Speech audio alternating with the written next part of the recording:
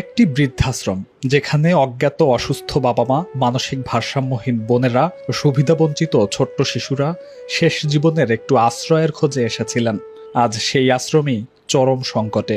খাবার নেই, ওষুধ নেই, নতুন কাপড় তো দূরের কথা, আর্থিক অনটনে পড়ে আশ্রমের চালনা আজ প্রশ্নের মুখে।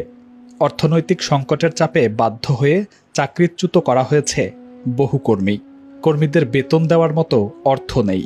বাকি কর্মীরাও আজ অসহায়। কেউ কেউ বাধ্য হয়ে অব্যাহতি দিয়ে চাকরি ছাড়ছেন। যারা থেকেছেন তারাও জানেন না আগামী মাসে তারাও টিকে থাকবেন কিনা।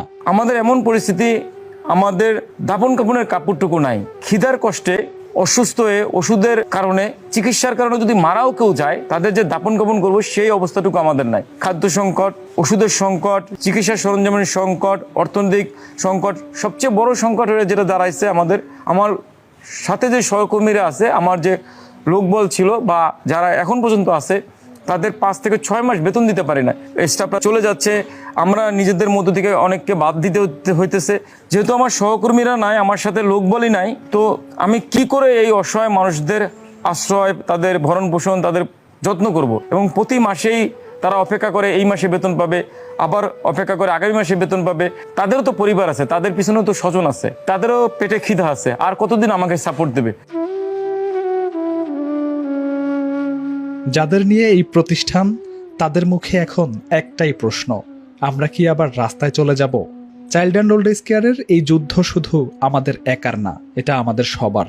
আপনার দান, আপনার ভালোবাসা হতে পারে কারো বাঁচার একমাত্র অবলম্বন। যাদের আর কোনো চেনা মুখ নেই, তারা এখানে একটা নতুন পরিবার পায়, কিন্তু সেই পরিবার আজ অস্তিত্ব হারাতে বসেছে।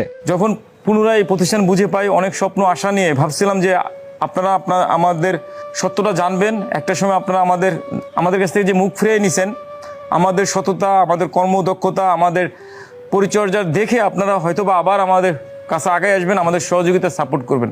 তো সেই জায়গাটা থেকে আজকে আপনাদের বলতে হইতেছে যে আমাদের প্রতিষ্ঠান একদম বন্ধের শেষ মুহূর্তে চলে আসছে, বন্ধ হওয়ার উপক্রম হয়ে গেছে।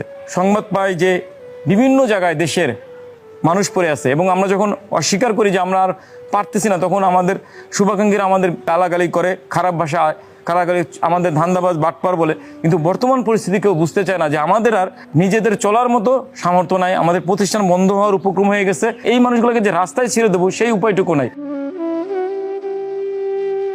আপনি যদি এই ভিডিওটা দেখে থাকেন, আপনি পারেন বাঁচাতে। আপনার ছোট্ট সাহায্য কারো একবেলার খাবার হয়ে উঠতে পারে, কারো ওষুধ, আবার কারো রাতের ঘুম। যদি মনে করেন এই মা বাবারা ফেলে